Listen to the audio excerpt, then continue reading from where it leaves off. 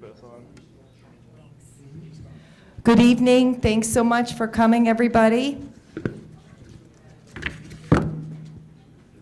I'm Ellen Smith. I'm the Assistant Director here at the library, and we'd like to welcome all of you here for the second of our Winter-Spring 2015 Entrepreneurship Series. The entire series for the next, until the beginning of May, will be focused on technology for your business. So if that's your area, and it looks like it might be for a lot of people, then take one of these. It's our winter tech classes. These are instructional classes in our computer lab, Excel and PowerPoint and Prezi and all those kinds of things.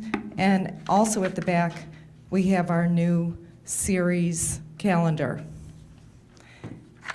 And tonight, I'd like to welcome Stoney DeGeyter from Pole Position Marketing. If you're a frequent guest here at our series, we did have somebody else from Pole Position Marketing last year, a colleague of Stoney's, Kathy Gray. She did something on Twitter for Business, you might recall. I know that we are redoing our website at the library at the moment. We just started. We're hoping to have it done by June. Let's hope. So it'll be interesting for us as well. If you miss any of our classes, we do film everything, so they are on our website. We have our own YouTube channel, and we also have podcasts of all of our programs. So if you miss anything, and you can pick up the PowerPoints slides on the website as well. It's hudsonlibrary.org. And that information is also on the calendar. So without any further ado, Stoney, by the way, does have his own book, and it is for sale at the back of the room. So we'd love to have him sell a lot and sign a lot for you at the end of the program. So without any further ado, let's give him a hand. Thank you. That's probably my fault. Well, thanks for having me. Thanks for coming. Appreciate it. As you mentioned, I've got a book in the back, Best Damn Web Marketing Checklist. Julie right over there, if you want to buy a copy, talk to her. We are giving away a copy, so if you want to be part of the drawing, make sure she gets your business card, name, or whatever, something like that. So, all right, well, I want to talk to you guys about building a web marketing campaign that basically outsmarts Google. Outsmarts, outperforms, outlasts. And Google is kind of like the benchmark that we go for, because that's where, 70% of our traffic comes from, or at least 75% of search traffic comes from. There's Yahoo and there's Bing, but Google is the big player. So everything that we do in web marketing usually does focus on Google itself. But at the same time, we don't want to rely just on Google for all of our web marketing efforts. We don't want to put all of our eggs in one basket. We need to be looking at other avenues and other sources of bringing in traffic, and we know that Google changes. I don't know how many of you know much about what Google does, but they make about 600 changes to their algorithm every year. So it's probably 2 changes a day that they're making to their algorithm. And there's nobody even in Google that at this point in time even can tell you how the algorithm works, because they got so many different people working on different pieces of it that just kind of get filtered in there. So nobody really has the keys to the algorithm anymore. It's just a conglomeration of the efforts of hundreds and hundreds of people. So with that, we got to anticipate, what is Google looking for, what is Google doing, and how do we last longer than the next algorithm change? How do we build a site that does better when Google makes the next change that they roll out tomorrow or the next day, or they do a big algorithm update, like I'm sure some of you have heard of Panda and Penguin. Have you guys heard of those? Okay.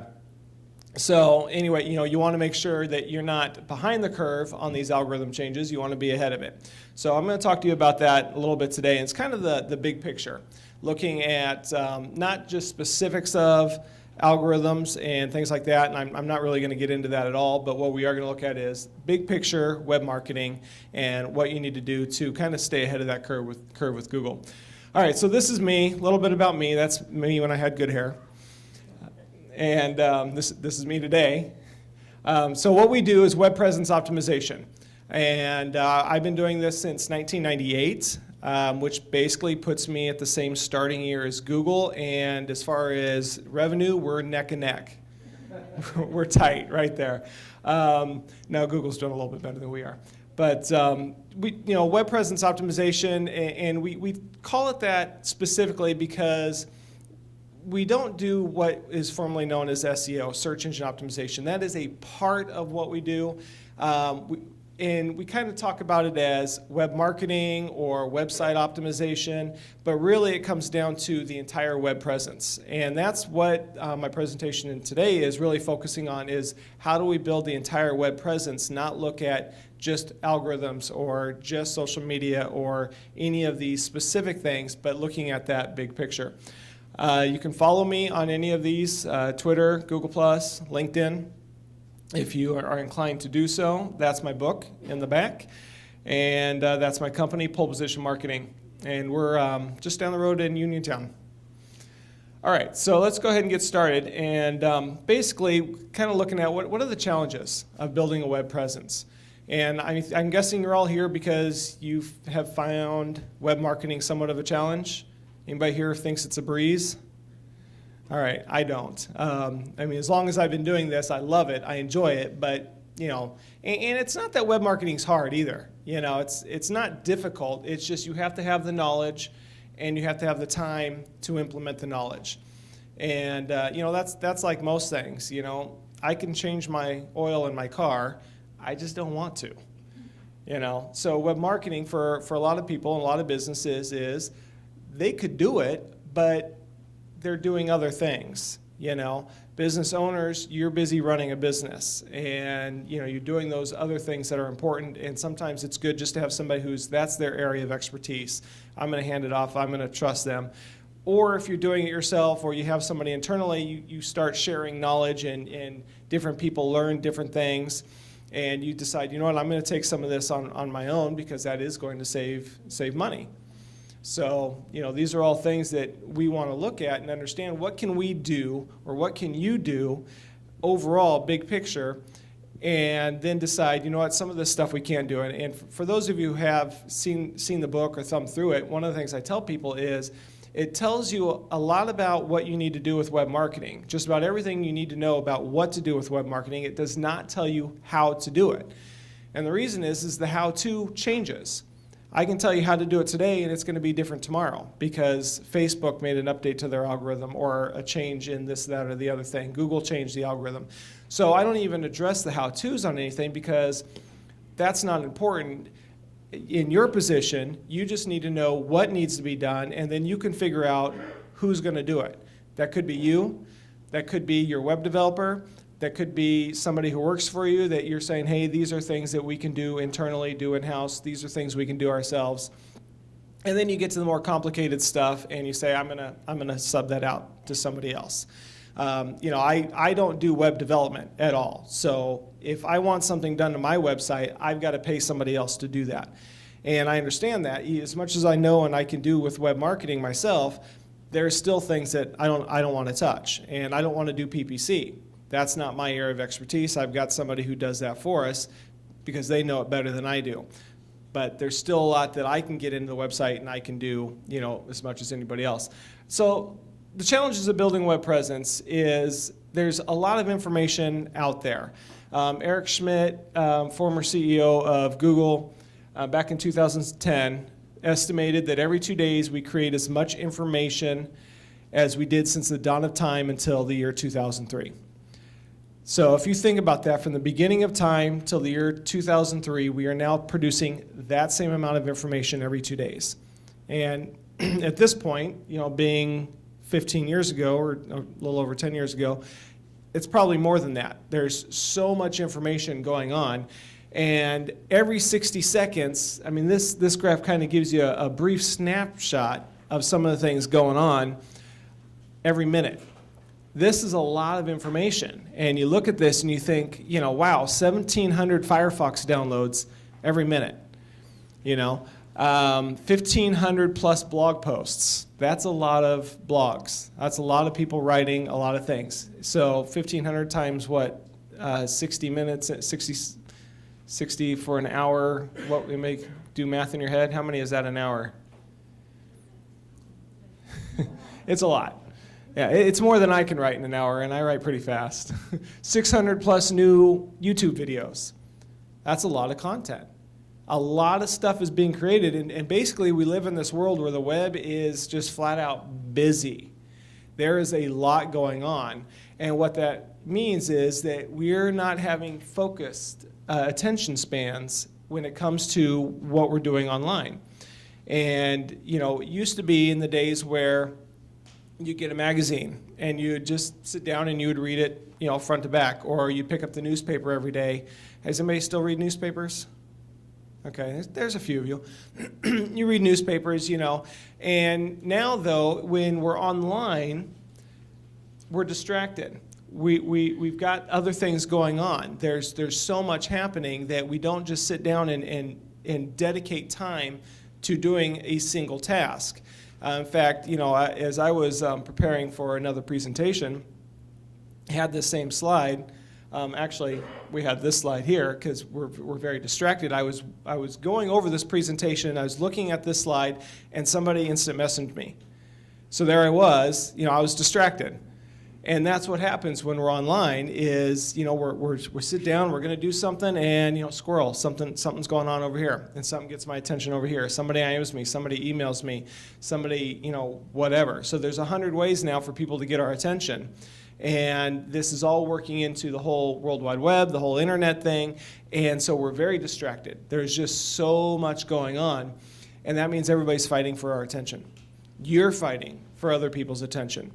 And you're fighting for the attention of people who somebody else is trying to get their attention, and you know, maybe it's, you're fighting for the attention of your customer.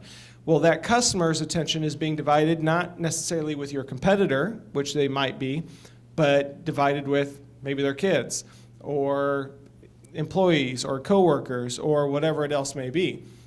So we're all in this sphere with all this information going out on the web every 60 seconds, and our job now is how do we get somebody's attention? How do we get somebody to pay attention to me? And frankly, I find it absolutely amazing that we can even get websites to rank in the top 10 on Google, knowing the amount of websites there are out there and the amount of people that are technically writing content and or competing for similar keyword phrases. I mean, that's pretty amazing with the amount of content that's going out there, and Google's trying to grab it all. You know, they're trying to get it and they're trying to rank it and put it up there, and somehow, if you do it right, if you build a good website, you can get your rankings up. You can get on that first page. And that's what we want. We want to get people's attention, and Google is just looking for winners. And one of the things I like to tell people is that we often are fighting for search engine rankings, and that's not the way we need to look at it anymore. We need to look at it as we need to do the things that earn search engine rankings, because Google rankings are just the trophy for doing a good job with web marketing. That's not what happened. We're not fighting and trying to do web marketing so we can get those rankings. In Google's eyes, they're just trying to reward us for already having done a good job. So we do the work, we do good web marketing, we get good exposure, and we build our brand, we build our recognition, and Google says, hey, you know what? You deserve that top spot. Here's your trophy. You deserve the first page. Here's your trophy. So instead of fighting for rankings, we need to be fighting for having a good website, having a good web presence. Excuse me. And they're just trying to reward the winners. They're not trying to pick them. They're just trying to reward those who have already won. So that's the mindset that we want to be. And when you kind of put it in that sense, you start thinking, you know what? It's not that I'm trying to manipulate an algorithm. It's that I'm trying to build a quality website. So having an ordinary website just not going to cut it anymore. We've got to go beyond ordinary, and we have to do something extraordinary, something vivid, something vibrant, something that stands out from every other website that's out there, that at least those that you are competing with. And for some of us, that's going to be easier than others, depending on what niche that you're in. But overall, I mean, the baseline of comparison is, what is the best website out there that is in your industry? You got to do better than them. because you've got to be extraordinary. You've got to do something different. You've got to build an extraordinary website, and not just website, but web presence. Because the website is one aspect of it, and that's good, and you want to have a great website, but Google and other search engines are now looking at your entire web presence. They're looking at the big picture, and they want to see, what are you doing out there? Yes, you have a good website, and it's great to have an awesome website, but if your web presence isn't in line, and you've got somebody else that maybe they don't have as good as a website, but they're killing it in the web presence, Google's going to reward them. They're going to give them the trophy, because that web presence is what tells Google other people care about who you are and what you do. When you build a great website, it shows that you care, right? I mean, we all care about our websites, so we want our websites to be the best they can be. And there's reward in there for that, but that in itself isn't enough. Google wants to see, what do other people think? Who's saying something about you, whether it's on social media or in their blogs or in links to your website. All of those things now matter, and they make a difference. The entire web presence has to be something extraordinary, and that's what we've got to be building towards. If you guys have any questions at any point in time, please interrupt me. I don't have any problem with that. I want to make sure that, you know, I don't miss anything that's going to help you guys learn. So feel free to raise your hand. Yeah, so I'm just kind of curious because, you know, in some cases, the big boys, you know, just have, you know, as like an e-commerce site. So they have a lot of products, but they have also a lot of inbound links and all the other stuff. So even though a product that they might be ranking for represents 0.0005% of their products, they can still outrank somebody that specializes in that product. So even being extraordinary is sometimes hard.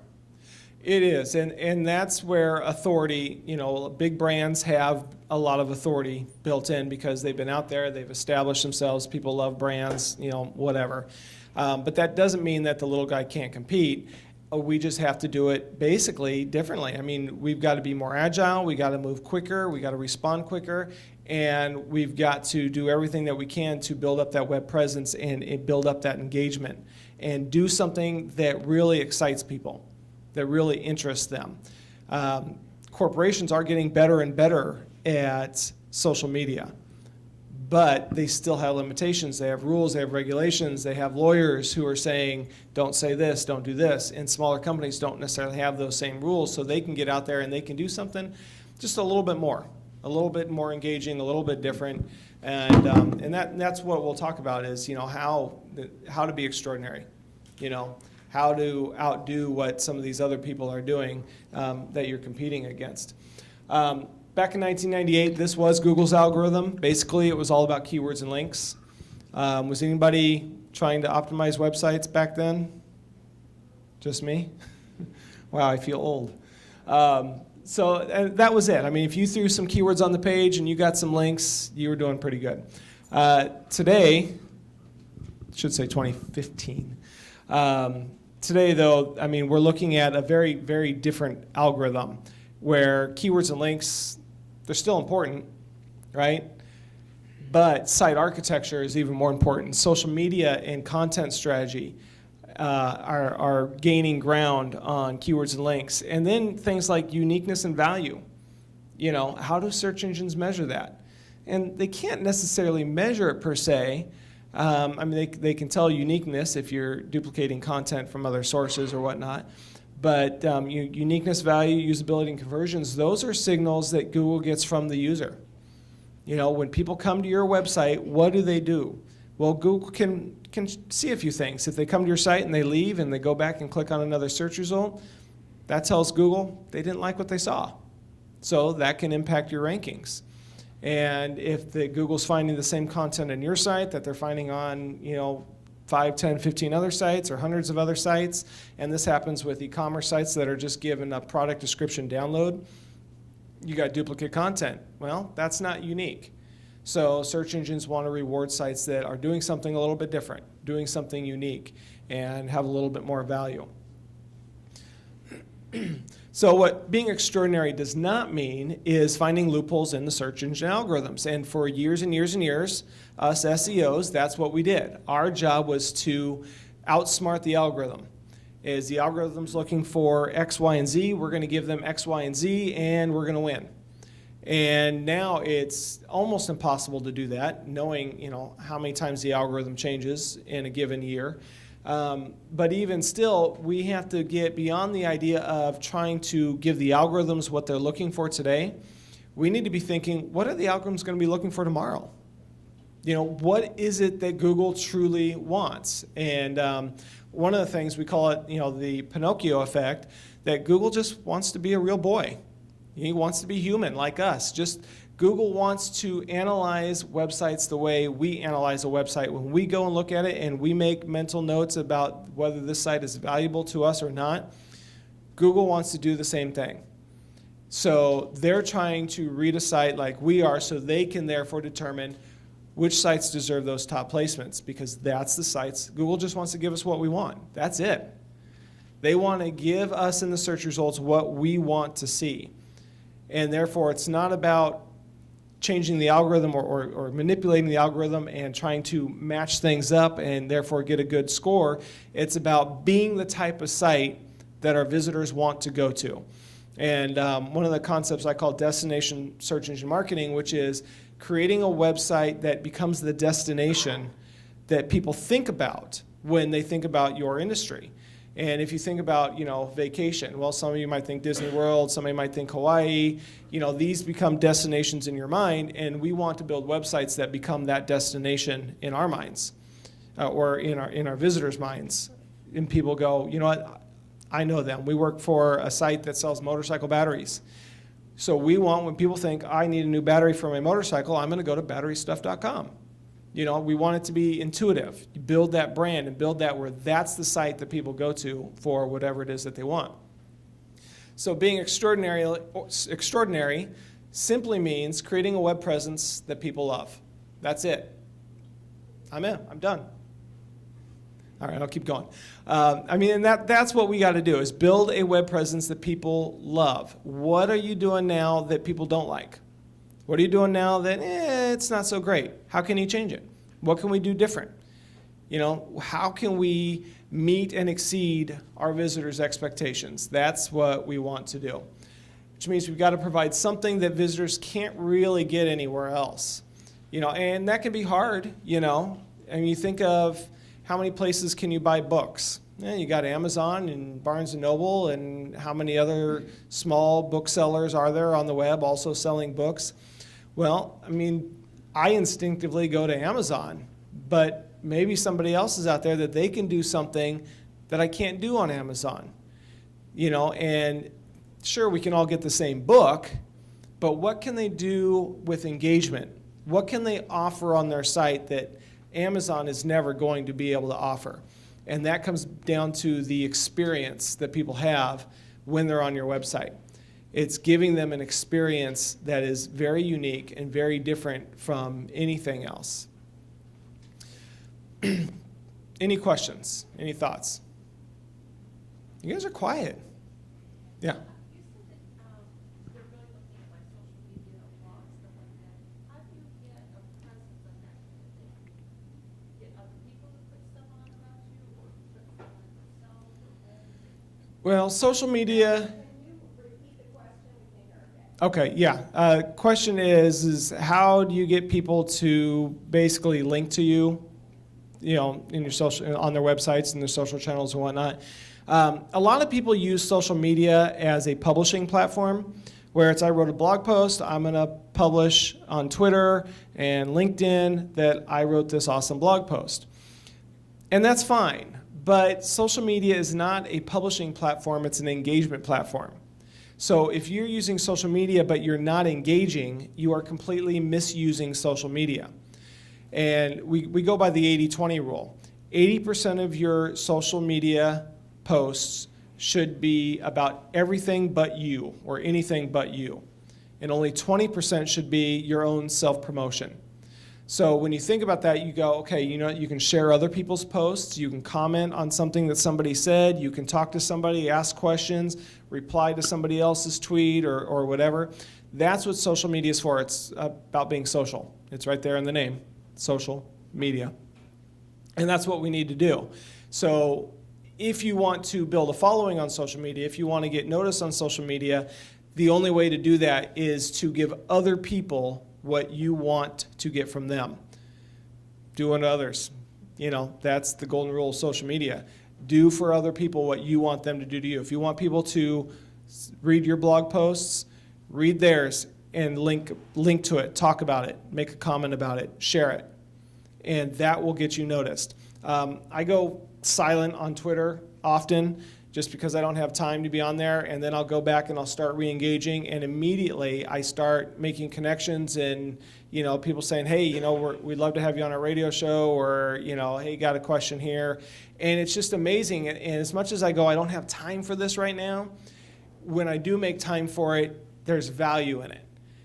But it's because I'm engaging, and you have to be out there doing that kind of engagement. So let's talk about being unique. All right, we're building a website, or you have a website. You be unique. How are we going to do that? You don't want to be all things to all people. That is the opposite of unique. Now, Pontiac is a great story of that, because Pontiac sold some really cool cars. You know, Trans Am, Fiero, the GTO, these are all brands that Pontiac was really well known for.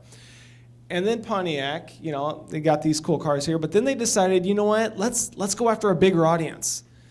Let's not just go after these muscle car people. Let's go after, you know, the sedan people and the minivan people. That wasn't a good move for Pontiac, because now they're kind of nowhere to be seen. They're gone. They've disappeared. They have destroyed their brand by trying to be all things to all people.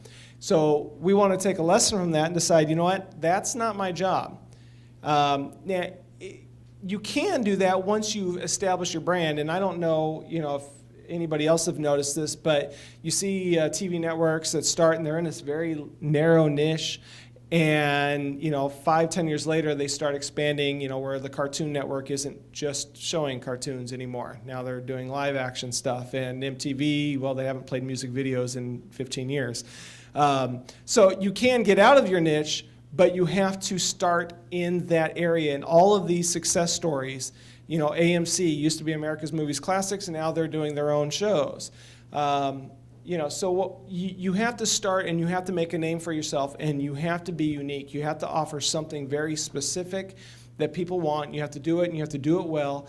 Once you have that following, then you have the freedom to go outside of that and to be something else. However, I'm sure Pontiac thought that too, so maybe that isn't true of all things. You really have to know your brand, and whatever you do, you don't want to dilute who you truly are. When Pontiac does that and they say, hey, let's go after, you know, moms rather than muscle car guys, they killed them, you know, and nobody wants to be that guy. How many of you watch Shark Tank? Anybody here? All right, love that show. The whole idea of Shark Tank is somebody finds a problem and they present their opportunity to fix it, their way that they would fix that problem. And these are all kinds of cool goodies that have come across Shark Tank over the years. And these are like their best sellers, you know. I mean, simple things like, you know, whoa, I just broke it. Okay. Simple things like, you know, the little sponge guy there. And you'd think, gee, can you really improve on the sponge? Well, somebody did. They did something really, really cool. Little clip for glasses. People want to fold their glasses, a little magnetic clip. I mean, how cool is that? I mean, the simplest thing, somebody said, there's this problem. No matter how dumb it is, somebody found a solution for it, and now they're making millions of dollars. That's my favorite right there. The city kitty. So, you know, you find a problem and solve it. This is how you be unique. You go, what are people looking for, or what are the problems that people have, and how do we give them a solution for that thing? And, you know, you may already have your niche, you may already have your thing, but within that, what is the problem that people have that isn't being solved? That's your job to figure out how to fix it. Find a want and deliver it. Who here loves the waffle taco? I am the only one in the room who loves waffle tacos. I didn't even know I wanted this. I had no idea until Taco Bell came out with the waffle taco, and I love that. It is a delicious, greasy mess, but it is so good. So they decided, hey, you know what? People want something that we offer or that we don't offer, but we can. It's something unique. It's a unique twist for breakfast. And that's what we do. It's like, what do people want? Maybe they don't know they want it. Well, let's see. Let's see if we can deliver it to them. Let's see if we can get it to them. You know, find that want that people in your industry really have, and then find a way to meet that want. Find a void and fill it. This is a great story. Does anybody know the story of Prego and Ragu? Okay, some of you already know that. For years and years, Ragu was the #1 selling spaghetti sauce. I mean, just hands down, they got it. Prego did everything they could to try and match their success, try to beat them, and they couldn't. Finally, they commissioned a study and wanted to see, what do people really want in a spaghetti sauce? What do they want? And the survey gave them 3 results. A third of the people wanted regular, boring spaghetti sauce. A third wanted spicy spaghetti sauce. And a third wanted chunky spaghetti sauce. So Prego took that information and they made chunky spaghetti sauce, which nobody else had at the time. And that made them pretty much the #1 sauce. They took over from Ragu just by doing that one thing, creating a different sauce that they found that people wanted, even though it really wasn't out there, wasn't available at the time. So there was that void, a void for chunky spaghetti sauce, and Prego says, we're going to fill that void. We're going to fill the void, and then we're going to take the market share back. So that's what we've got to be thinking about is, what are the voids? What's missing? What do people want? How do we get them that information? How do we answer those questions that they really need? So that's being unique, doing something different or doing the same thing in a very unique way, in a very, very different way. Any questions? All right, you guys are quiet. You guys need to run around a little bit, eat a couple cookies, get sugared up.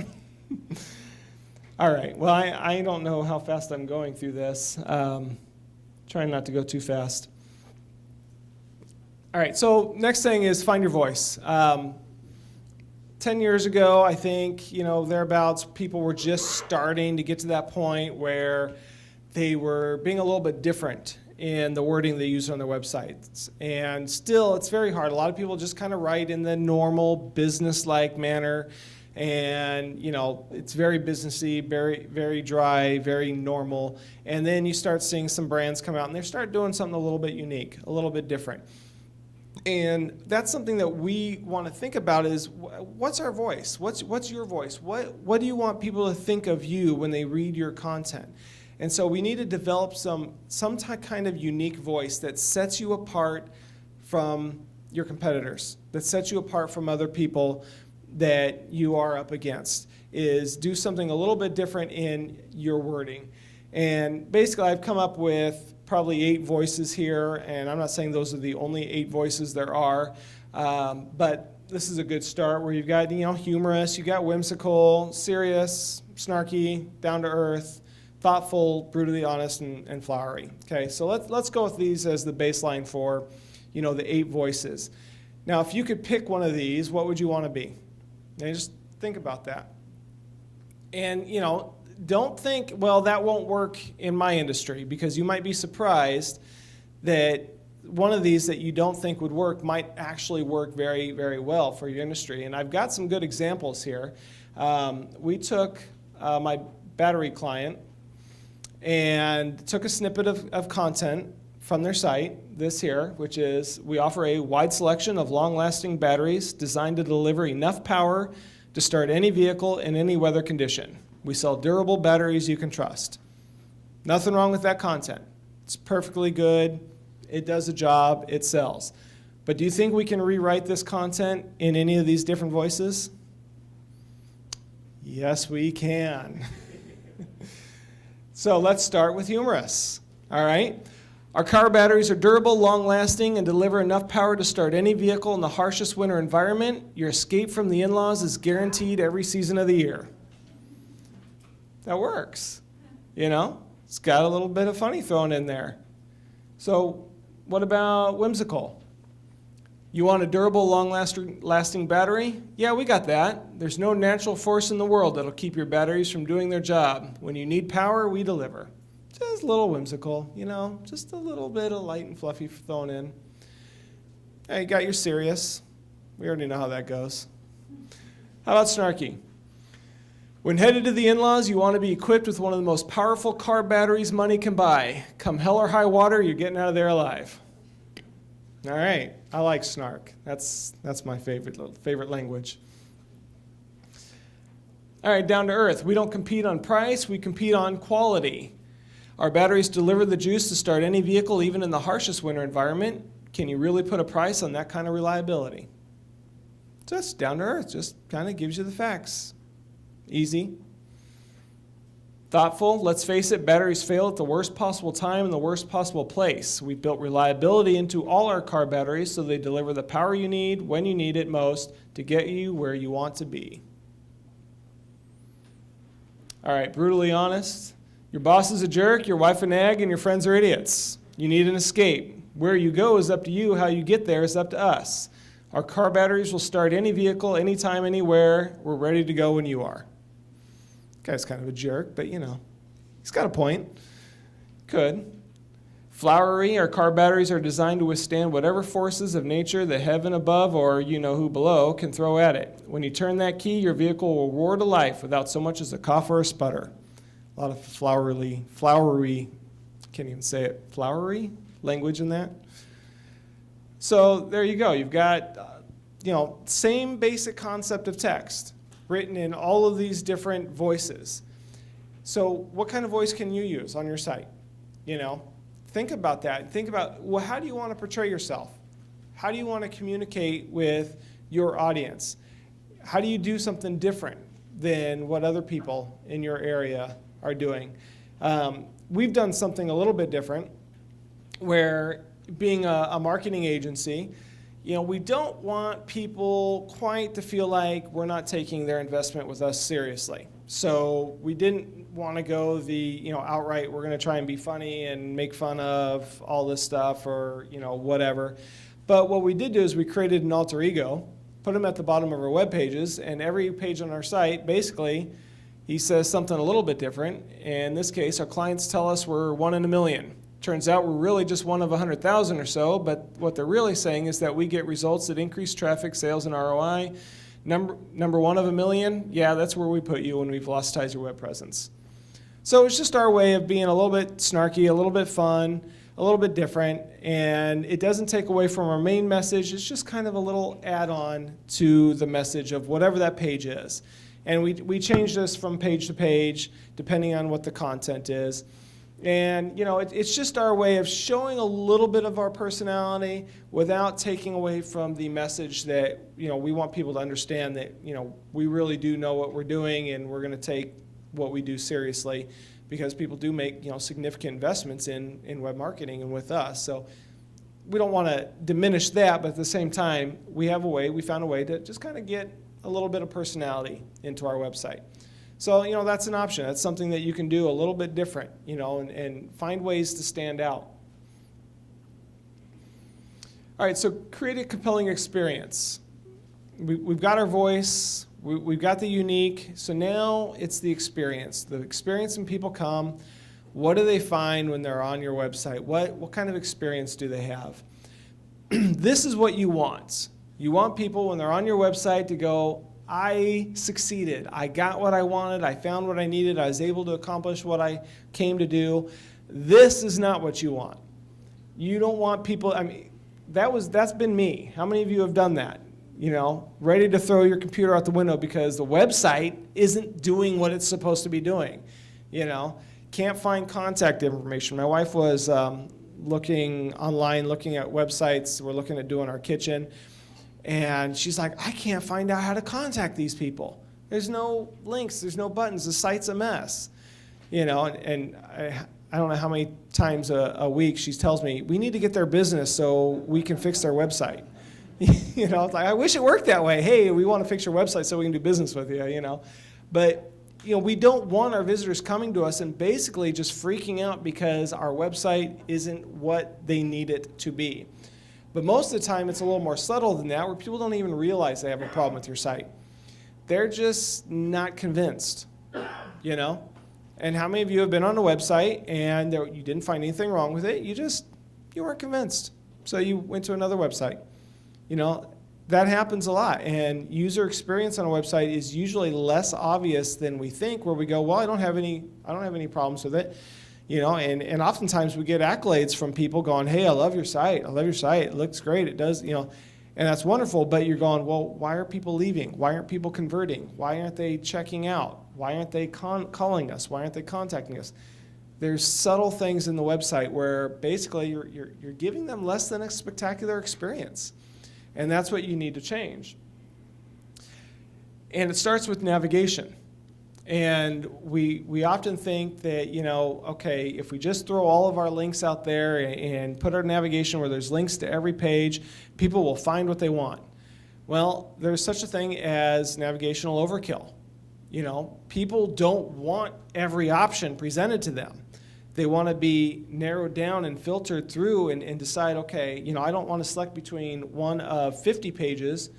I just want to maybe select between 1 and 5, you know. Get me to one of those first 5, and then I'll get to the next page after that.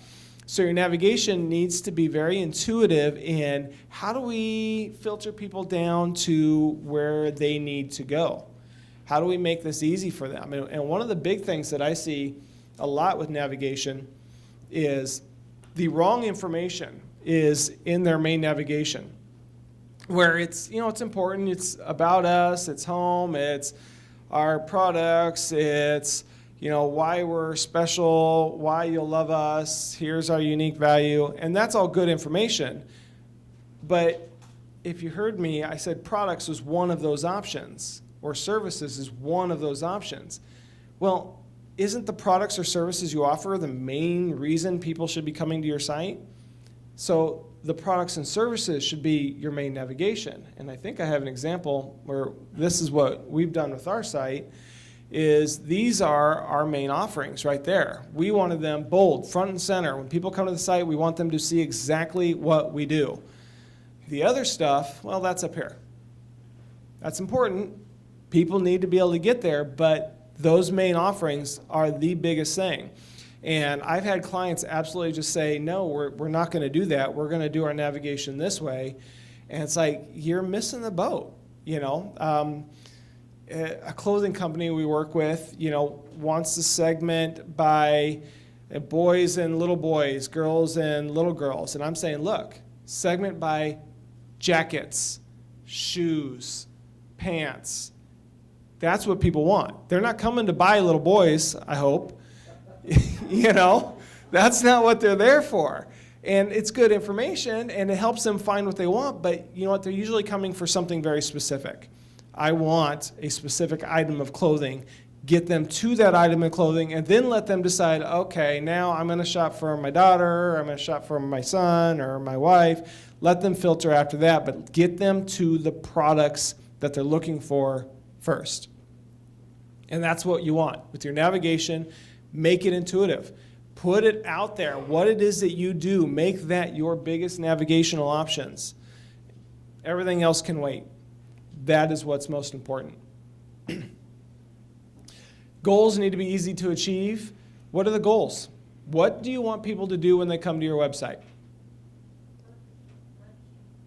Register? Okay, register, purchase. What else? Anybody else got anything? Come on. What's that? Tell others. Tell others, okay. Somebody else said something? Contact you. Yeah. So that's it. What are the goals? Well, for most people, the goals is to learn about the product or service that you offer and make a decision to engage or purchase or whatever. And we'll talk a little bit about conversions, but whatever those goals are, and every page should have a goal. You know, think of every page as when somebody's on this page, what do we want them to do next? What's going to get them to that thing that you want, that conversion ultimately? And a lot of people don't think about that. They just go, okay, here's a page, here's content, and if they want anything else, they'll go back to the navigation and then they'll find it. Well, you don't want to force people back to your navigation because that disengages them from your content. You want to keep them engaged in the content. The navigation is a last resort. They need to be in that main area and following links and going, here's where you are, here's what you do next. Tell them what to do. Lead them through that conversion process. Lead them to the information that you know that they're going to need so they don't have to go hunting for it in the navigation and hope that they can find it. So you want your goals to be easy to achieve. Clear path to conversions. What are your conversions? Could be download. It could be pick up the phone and call, fill out this form, contact us, share with a friend, make a comment. Any site can have any one of 100 conversions, and we often have more than one ultimate conversion. You have the big conversions, new customers, sales. That's the ultimate conversion. But there's a lot of little conversions along the way, and we need to give people those opportunities. We want to get those conversions, and so you want to make it easy. You want to let people know what they are to do. When was the last time you saw an infomercial that didn't have a phone number plastered on the screen? Happened once. We were working on a client, and they did an exercise bike, and they were working on an infomercial at the same time, and the person doing the infomercial forgot to put the phone number in like the first half of the commercial. Big mistake, and it killed them, So you don't see that type of thing because they know, or they should know, that people need the phone number. You're telling them, this is what I want. This is what you need to do. Call the number, call the number. Worked for a client once that, he said his audience was too sophisticated for calls to action. It's like, no, we don't want to talk down to them. So you're not talking down to people. You're just telling them what they need to do next to, engage with you. There is nothing wrong with telling people, hey, if you want our services, this is what you need to do. You need to call us. You need to click here, fill out this web form, whatever it is. Don't think people are, too good for that. There's a reason why we have calls to action, and you see it on commercials all the time because that's what people need. If you don't tell people what to do, they're not going to know what to do. It's pretty much as simple as that. Or they're just not going to think about doing it. They're just going to get to the point and go, oh, hey, yeah, good information. All right, have a nice day. Versus, hey, you read this information, now why don't you take this next step? And that's what we want. We want to make it easy for them. One of my presentations, I put up on the screen, I said, this is your audience. And it's a picture of SpongeBob and Patrick. Because our audience, ultimately, are kind of dumb. And I say that knowing I'm the audience for most websites, that I go to. I'm kind of dumb. I need to be told what to do. So make it easy for me. Don't make me work to give you a sale. It's kind of like when you call somebody up and you're trying to, hey, I want to buy this, and they transfer you, they do all these other things. It's like, look, dude, I'm trying to give you money. Can you just make it easy so I can give you my money? Who wants to go through a bunch of hoops? If somebody's trying to give you, $100, well, let's see. You're going to have to go to the back of the room first, crawl under the table, eat a cookie, and then you can come up here and give me the money. Let's not be ridiculous. Let's make it easy. It's like, just, look, dude, put it in my pocket right there. I'll take it. So make conversions easy. Clear the path. Make it obvious what you're trying to do. Don't make visitors hunt for information, whether it's conversions, whether it's specifications, whether it's just information about who you are, what you do. Make it easy. And it goes back to keeping that engagement in the body content. If you're writing a paragraph and, it's about your product, but then you say something about the team, who came up with the ideas and the manufacturers. You're talking about something, and that you probably have that information on another page on your website, like an About Us page or something like that, right? So what are you going to do? You're just going to talk about it? No, you're going to link. You're going to put a link to that other information. So anytime you're on you've got a page or a piece of content that talks about something else on your website, put in a link, because you want to make it easy for people to find that information. How many of you have ever been on Wikipedia? And how many of you have ever been on Wikipedia for less than 2 hours at one sitting? Right, it's very hard. because they are masters at linking to content. You know, I get on there, I start looking up Star Trek characters. Don't ask. And next thing I know, you know, I'm looking about Walking Dead plot points. You know, it's just, you're just clicking and you're going, oh, that looks interesting. I'm gonna go learn about that. Oh, that looks interesting. You know, back when the show Deadwood was on TV, I would half the time have Wikipedia pulled up because I was just learning about the characters, you know, and their real life, and then it just got me all over the place. But that's because they are building that engagement, making it easy for me to find information. I don't have to go back and use Wikipedia search. I only have to search once. Whatever I'm looking for on Wikipedia, I do a search once, and I'm there, you know, for hours, finding all kinds of cool stuff.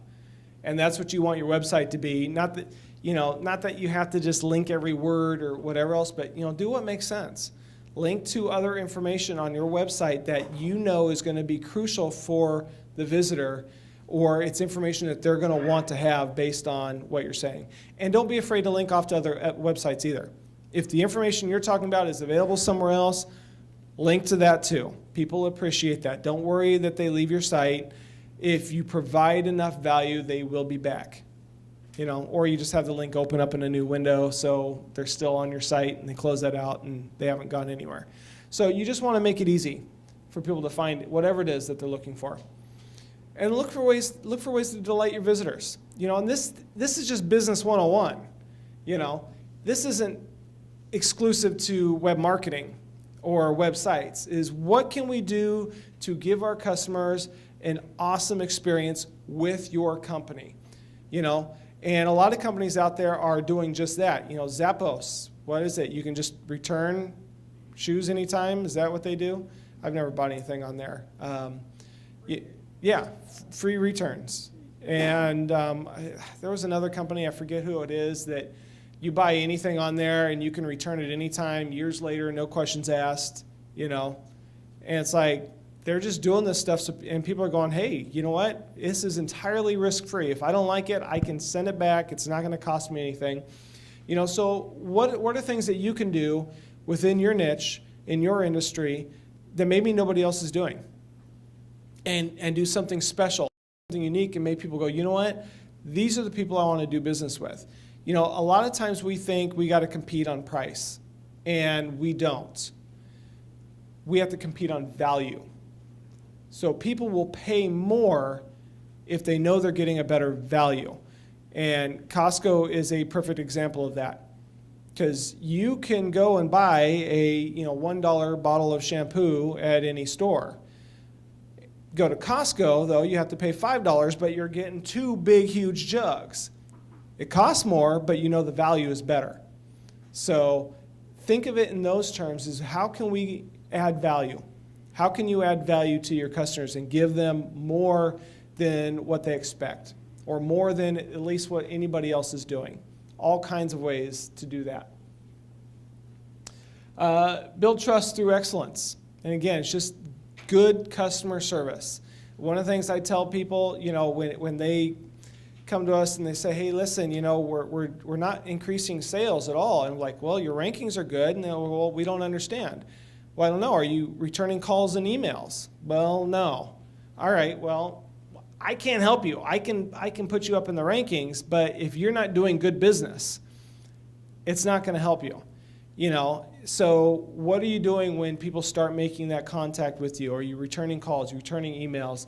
You know, are you being a little bit shifty in how you describe things, or are you just being honest? You know, and I tell people all the time, don't be afraid to at least make a note of the negatives of what you offer, because people will appreciate the honesty. If everything you say about what you do or what you offer is complete glowing and positive and there's no downside to it, you might get a sale, but then you might also find people being unhappy. And I personally would rather have fewer sales but happier customers than have more sales than less happy customers. Yeah. I gotta think about what I just said. Being negative about some way about what you sell. Yeah, well, I think a good example of that, is reviews on Amazon. I am suspicious when I see reviews of a product that is all glowing reviews, and I'm looking at this going, I'm not buying it, And so sometimes if you have negative reviews, and even if you have control of it, or it's on your website and somebody posts a negative review, leave it. Leave the review there and just find a way to maybe reassure them about something about that. But it builds authenticity if you are willing to have negative reviews, and you have the opportunity to have the last word in a sense, but it allows for that credibility gap where people are just trying to get rid of the negativity. People can sense that. You had a question? You had one. Yeah, that's not actually the website, that's actually an individual, so that's not the company giving the negative feedback to the consumer, so I don't see how that actually correlates. Well, I mean, a lot of people do reviews on their own site, but a good example is when we are selling our services, we let people know, listen, you're not going to get the ROI for 9 to 12 months, period. And nobody wants to hear that. Nobody wants to hear, because that's a big freaking negative. I want results and I want them now, da-da-da. And we have to educate our clients, say, this is a process. This is a marathon. The things that we do in the first 4 months aren't going to start having an immediate impact. They're going to take time to build. You don't lay a foundation for a house and suddenly your house is there. You still have to build the house. So in that sense, we are telling people the downside of SEO. Now, we tell them the upside of PPC, which is a little bit more immediate. You can get immediate results of that. So, you just got to figure out what it is that people are going to see once they buy your product, once they have it, once they engage with it. What are they going to see that maybe they won't like, and you put that out there. And the way I look at, especially with reviews or whatnot, if you can't convince me not to buy it, I'm going to buy it. So I look for the negatives first a lot of times, because I want to see if you can convince me that this isn't something I want. And if you can't do that, then that tells me it probably is going to be a good idea. Did you have a question? You. One of the things, the negatives is sometimes you need to tell, this is not what we do.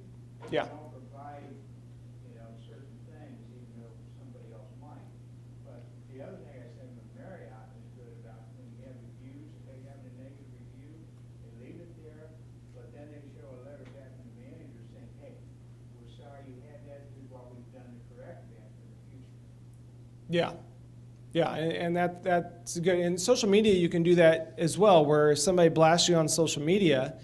Well, sometimes that can really work to your advantage, because people can see how you respond to something. Somebody says something, they're pissed off, and you get a chance to go in there and say, well, hey, how can we make this right for you? And so you have now won over people who wouldn't have been won over having never heard the negative, because they've seen you react and build on that negative and turn it into a positive. Just two comments, one on reviews. Marriott uses Twitter pretty much for complaints, and they respond in 7 to 10 minutes. Mm-hmm. So there's immediacy on that. You might want to tell this group, because I kind of know a lot about social media and websites about black hat SEO, because a lot of black hat SEO companies will promise, the world in terms of rankings and things like that, and then you get penalized on the back end of it. Yeah, and there's a lot that you can do with SEO that basically violates, the guidelines that Google puts out there, or the other search engines, and they work for a little bit. Sometimes they work for years and years, but eventually they catch up to you. And one of the things I would caution against is, fake reviews. Don't do it. If that gets out there and gets caught, you will get penalized. How am I doing on time?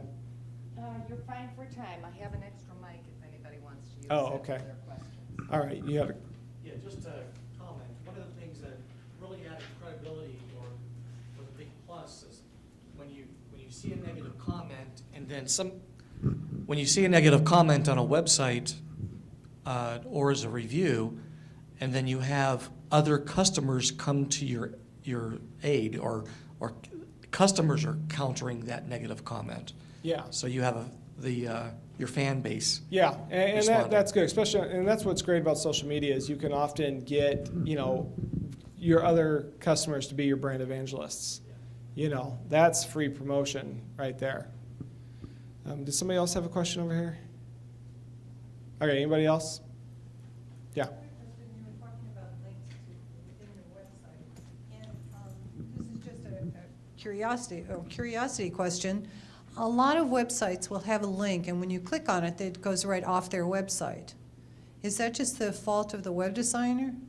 I mean, Oh, you mean when- it goes to a page that doesn't exist? No, instead of opening in a new page, so you're still on the website, but the link opens in a new page, takes you off their website to my website. And is that just the fault of the web designer? It just seems like it's a real design flaw, because it right away takes that interest. You only have a split second to capture that interest. Well, it depends. I mean, we often link to other websites because they have the information that we're referencing. So, I mean, Don't they stay on your page, though? you can. You can do it either way. My preference is if somebody's clicking a link to an external website, I have it open up in a new window or a new tab. So it's a very simple fix, and a lot of people don't think about that, and it really doesn't matter so much. That's my personal preference, is to keep people on our site even when they're going somewhere else. Somebody else? Okay. All right, so build trust through excellence. Trust is one of the biggest factors in people deciding whether to or not to do business with you. If they feel like they can't trust you, then they won't do business with you. If they feel like they can, and there's a lot of different ways, to build that trust. It's interesting is statistics have shown that people who have viewed your About Us page are more likely to convert, because that page is a trust builder. That's where they get to know you a little bit, and they become familiar with you. If your About Us page is very corporate-y, it's not going to do any good. But if it's very friendly and honest and, hey, here, meet our team, meet our staff, here's our interests, here's our likes, and people go, oh, I got something in common with these people, da-da-da-da-da, that builds that trust, and that helps with the conversion. So there's a lot of signals like that you can do to build trust, but most of all, it's just excellent customer service.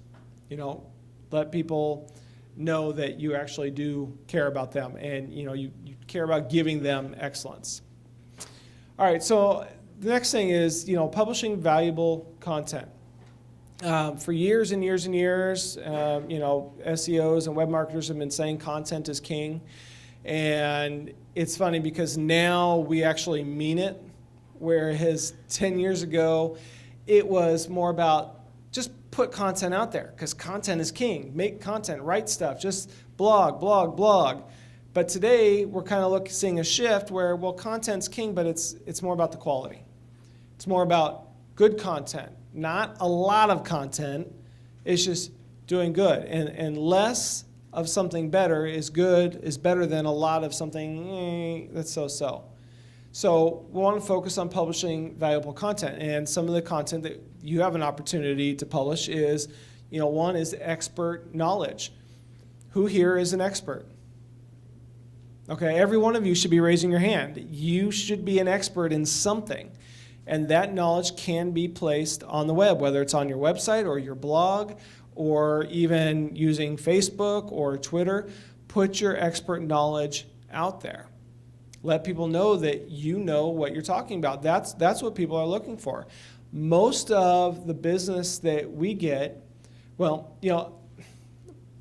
wife, met her 5 years ago, and she always is like, why are you blogging about the stuff that you do?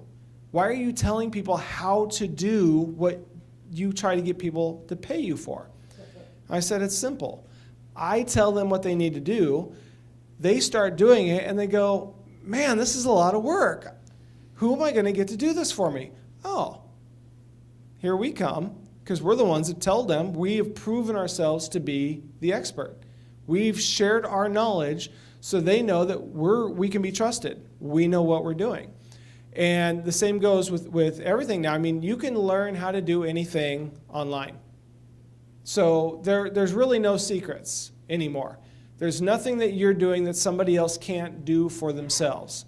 The question is are you going to be the one that they recognize as the authority and the expert in that particular area?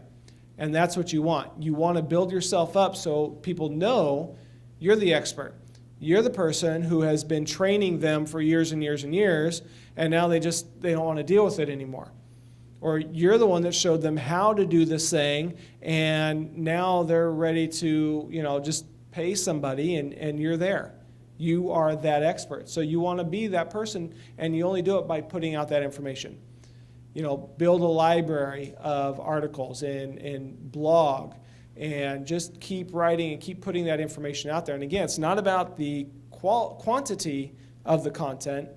It is purely about the quality and making sure people are getting what they need. And nowadays we know content isn't just the written word. Content is just about anything, videos, tweets, white papers, case studies, all of these things. Anything that people can consume to learn something.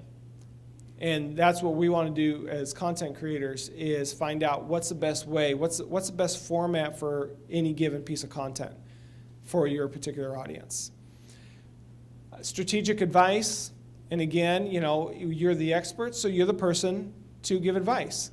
We got a client, I can't remember, now it was about 6 months ago, where he asked me a question, and we charge consulting rates. If somebody wants to sit down and pay for some consulting, we're happy to answer any question they have. But he just asked me a quick question, like, what?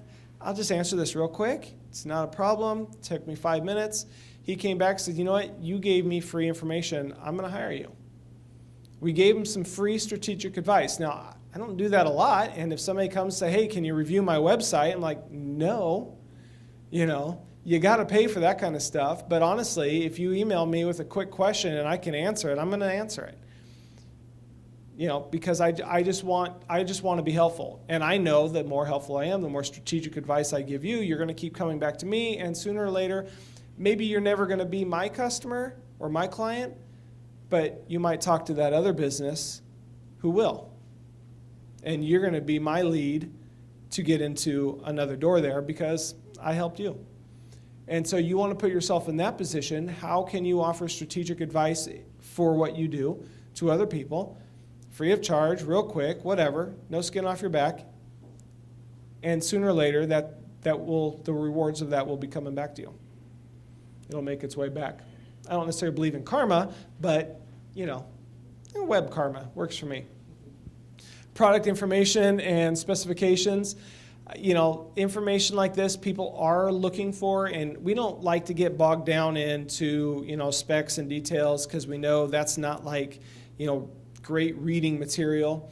But at the same time, when you have products, you have services, people do need to know the nitty-gritty, and that can make great content. And it doesn't have to be boring. You can spice it up a bit. You just got to make sure you're giving the people the details that they want. So don't be afraid to have this kind of information. And it's okay, if you sell products that 100 other people sell, and guess what? When it comes to the specifications, they're going to be the same on 100 different websites. So don't worry about that. It's the description. That's where you can be unique. That's where you can write something a little bit differently, and something of different value, something in your voice, and something that offers a little bit more than anybody else is. Do that in your descriptions, your specifications, though. That's okay if they're duplicate. But again, don't be afraid to put those specifications on there, because it's information that people need, and they will often search by certain specifications. Again, going back to the battery company, people often search for the battery product numbers. So as part of our optimization, we made sure that those battery product numbers were very prominent in the content, so they would come up in search results. And that's, most people aren't searching that way. They're searching just for a motorcycle battery or a Honda motorcycle battery. But every once in a while, you get those people that are searching for a specific product, and if you look at the numbers, very few people are searching for this specific product. But they have hundreds and hundreds of products. So if only one person is searching for each one of those in a given month, that's still a lot of traffic coming to their site, yeah. You want to also assume that once they're ready to punch in a number, specific, product number, they're very close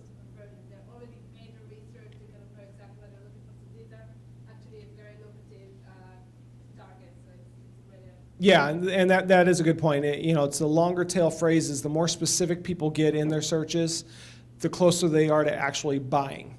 When they're at the broad stage, I want a widescreen TV. They're not near buying. Well, they're researching, and then they type in, well, okay, I figured out I want a Sony, so I'm going to type in Sony widescreen TV. Now they're getting closer. They're narrowing it down a little bit. And then they decide, you know what, I want a Sony 65-inch smart TV, whatever specification. You have a winner there. That's somebody who is now looking for not the product that they want, they're looking for who they want to buy it from. And those are often the best converting phrases, those longer tail. They're searched a lot less, but your conversion rate is going to be a lot higher. Product comparisons, this is another great opportunity, to showcase what you do versus what somebody else does or their products. It's also a good way to capture some traffic off your competitor brand names.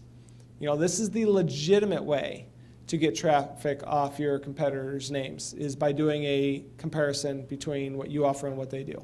You have to be careful because some people lawyer up and they don't like that, so you want to make sure your information is accurate and not necessarily denigrating to anybody else, but there's ways you can do that. But you can also do product comparisons within your own set of products, so people can decide which one of these products that they're looking at or services that you offer, which one's going to be right for them.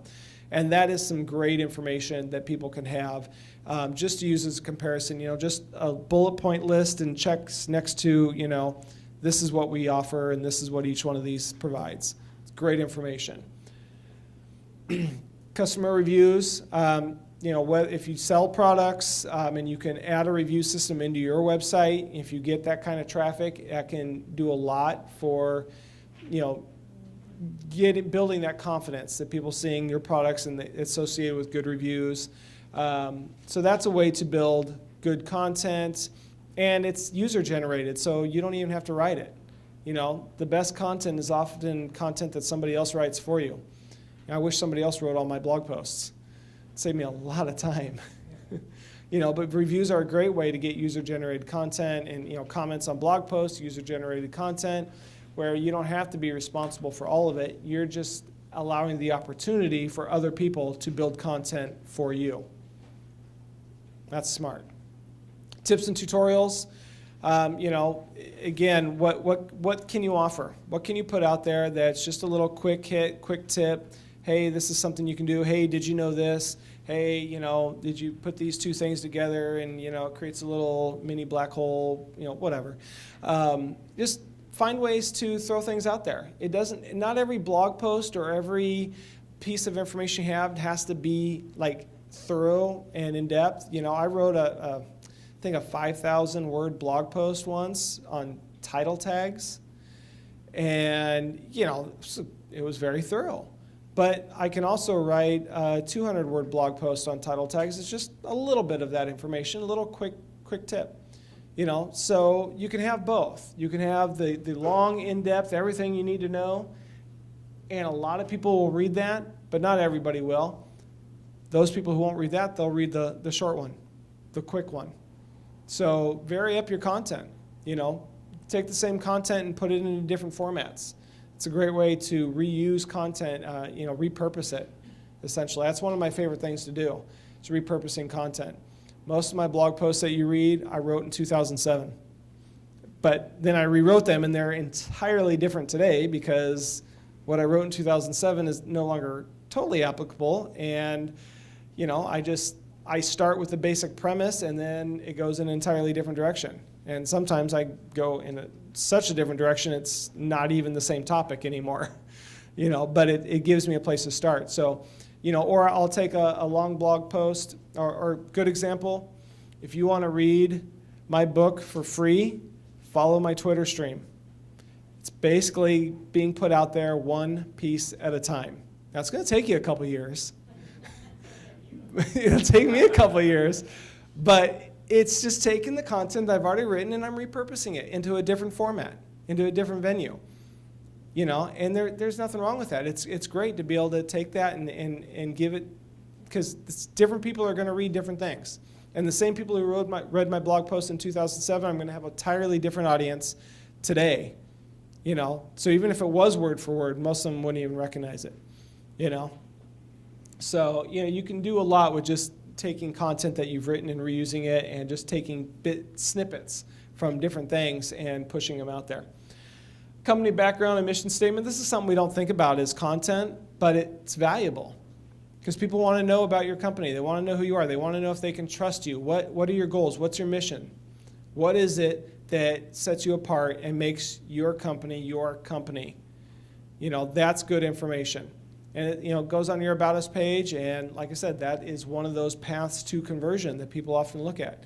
So don't neglect those pages of your site that aren't your sales pages, they're not your product pages, they're important still. So make sure the content in there is of value. How-to videos, if you can shoot videos of how-to, you know, people eat that stuff up. People spend so much time on YouTube. You know, it's amazing to me. And I mean, I'm not that person, but, you know, I was buying a crossbow a couple years ago, and I don't know anything about crossbows. So I went, I found some YouTube videos and found some reviews of crossbows. I was like, okay, this is cool. You know, and that helped me make my buying decision. And if you're doing that type of stuff, if you're showing some of these how-tos in a video format, because a lot of people who watch videos, they're not the readers. Me, if I have a video and a blog post side by side, I will read the blog post, I will not watch the video. But there are other people who would rather watch the video than read the blog post. So you can get the same content in front of people, but you're getting it to different people because they have different tastes, different preferences, and how they want to read or consume that content. So look for opportunities to put out, you know, content in different formats.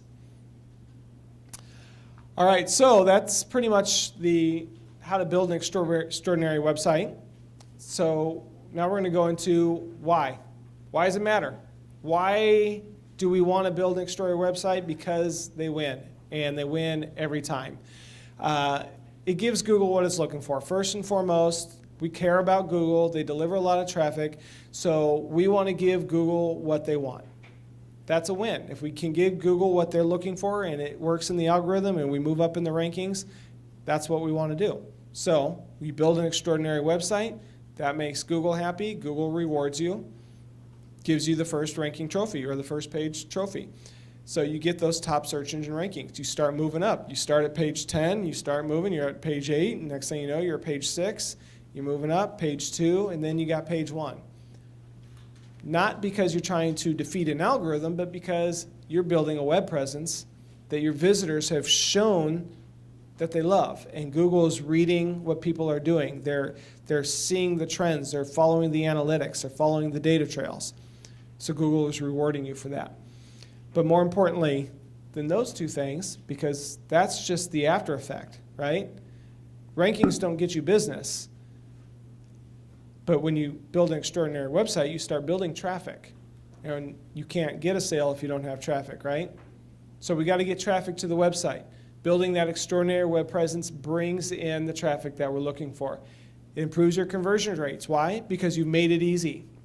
You've cleared the path to conversion. So you don't have to get a whole lot of new traffic to your website to get more sales. You get more sales because you've built a better website.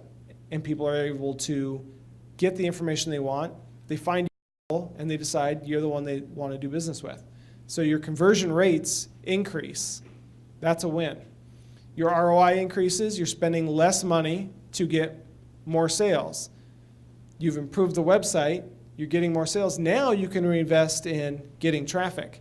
You know, fix the holes in the leaky bucket first, and then start working on putting more water in. And that's what we try to do. You know, you build that web presence, you fix the holes so less water is coming out, fewer people are leaving the website dissatisfied. Fix those, and then you start pouring more people in. Gains word of mouth. We all love word of mouth marketing. You know, it's talked about our audience being some of our best brand evangelists. That's what we want. We want to hear people saying good things about us and seeing them posted on Twitter, on LinkedIn, Google+, whatever it is, you know. I love it anytime somebody shares a link for my book. You know, it's like, great, there's a happy customer. You know, somebody who got what they wanted. By the way, everybody who buys a book today is required to go to Amazon and write a review. Just throwing that out there. Word of mouth, you know, we all love to have that word of mouth and have people talking about us. That is the best way to gain business. It's not through search engine rankings, it's through good word of mouth. Customer loyalty. How many of you just want a customer one time? We want them over and over again, don't we? You know, and I'm sure you all heard it costs more to gain a new customer than to keep an existing one, right? Well, you know, why spend all of our efforts and money just trying to get new customers? Put some of that effort into keeping the ones that you have. That improves your ROI. Keep people coming back over and over and over again because their experience with you is fantastic. So they come back and then they start telling other people and you get that word of mouth. Get those repeat customers, you know. That's what we want. We want, you know, customers, when we say the lifetime value of a customer, it's not the one-time value of a customer. What is the lifetime value of a customer? That's what you really want to be calculating, and you want to keep that increasing as people keep coming back. So if this is how we get search engine rankings today, this is what the algorithms of tomorrow are going to look like, where everything matters. Everything. So we can't manipulate an algorithm. We have to build that web presence that if Google could see everything that's going on with your website, they see that you're unique. You have value, more value than your competitor. That people are on the website and the usability is good. They're able to find the information they want quickly and they're moving through to those conversions. Social media, you're engaging. You're building brand. You're talking to people. They're talking to you. You've got that word of mouth. Your site architecture, you're not having problems on your website where, you know, the search engines can't find what they're looking for and people are, you know, getting stopped because they can't figure out where do I go next. So all of these things matter, and that's what we want to focus on, and that's what building a great website does. So you're not building an algorithm to beat the algorithm, you're just outperforming it, you're outlasting it, you're outsmarting it, because you're building a website not for algorithms, you're building it for your visitor. And that's what matters most, is building a website that your audience, your customer, absolutely loves. So that's it for me. Any questions? How do you know who to go to or who to trust to build the website? Where do you start? Well, I mean, a lot of it can start with, sorry, she's asking, how do you know who to go to build a website? And one of the things that we have found is that a lot of web developers do very excellent visual work, but they're not marketers. So they're building a website that looks good, but when it comes to the marketing aspect, it's missing a lot. It's missing keyword research. That helps you determine what your navigation should be. It's missing a search engine friendly architecture, so you know, when people or when search engines come to the site, they're able to get that content. And so often we find people coming to us after they've built their website, and we say, oh, you've got to go back and change, you know, this, and this. And they're like, well, we just paid a lot of money. Sorry. And for that reason alone, we started doing web development. You know, anybody with a good eye for design can create a good looking website, but not everybody can build a website that is ready to be marketed online. So when we do web design, quick plug I guess, when we do web design, we come at it from the marketing perspective. Not just we're going to design a site, but we are marketing. We're going to build a website that can be marketed and is ready to be marketed. So to answer your question, they should be asking the right questions of you. We ask about 100 questions before we quote a site because we want to know who you are, what matters to you, what's important, and then we want to get the scope right. And you know, we also want to make sure, you want to make sure that they don't just say, yeah, we optimize the site when we do it. What does that mean? What does it mean that they optimize the site? Usually it just means they throw in some tags and they're done. You know, so you got to get a sense that they truly do understand web marketing. Any other? Yeah. Can you speak to any insight or tips on the whole marketing versus consumer versus business to business? Tips regarding consumer versus B2B. I mean, they're different audiences, and when you do your keyword research, sometimes it's difficult to differentiate between, what is the intent of the searcher? And you can have a keyword that goes, well, are they intending X or are they intending Y? And, and this is tricky for, well, maybe that's a B2B search or maybe that's a B2C search. And you just don't know by the phrase itself. One of the things that we do is we go to Google, we type in the search, and we look at the search results. What's Google showing? If they're showing that the search is more meaning this versus this, then we know what direction that they have determined the intent of that search is, so therefore we're not going to fight against that. That's the best thing that, is just really trying to analyze the different searches that are being done, and then, it's all about messaging. Making sure that when you show up in the search results, people understand what they're getting before they even click. You don't want 100% click-through rate from the search results, because then you're going to have a huge bounce rate. People are going to come like, oh, that's not what I want, I'm leaving. You want to qualify people somewhat, especially if you're running paid ads. You want to qualify people so you get fewer clicks, but they're higher value clicks because they are the people that you truly want. Anybody else? Yeah. We're a small business. Hang on for the microphone there so everybody can hear you. Thanks, Julie. All right. Being a small business in a very niche market, we never really had a web presence. Because of that, usually it's phone calls in the manufacturing world. But now that we're ready to start doing that, we had to make a decision to get someone to make a website for us, or one of those cookie cutter website designs. The issue that we're running into, and I guess my question is what we would recommend, if we got to have complete control over that website. Calling someone like yourself, you design our website, we need to make a change, that's expensive. There's consulting and everything like that, where if we can control it in-house with a simple cookie cutter way they do it, Web Professional or whatever.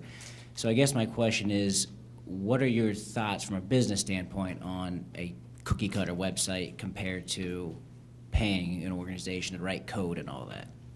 Yeah, I would refer you to WordPress. WordPress is a fantastic content management platform that almost anybody can set. Even I can set up a WordPress site.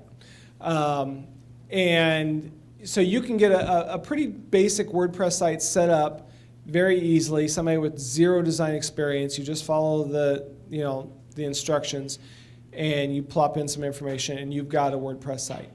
Now, the great thing about that is then once you get into some of that customization, you can go, okay, you know what, now we're going to ask somebody to, hey, can you build this feature in? Can you find this? Or you go and find plugins that already does what you want it to do. You install a plugin, and you're set to go, and you haven't had to do anything at all. So at the same time, I want to say that, a WordPress site can still be very costly if you're going beyond the basic out of the box.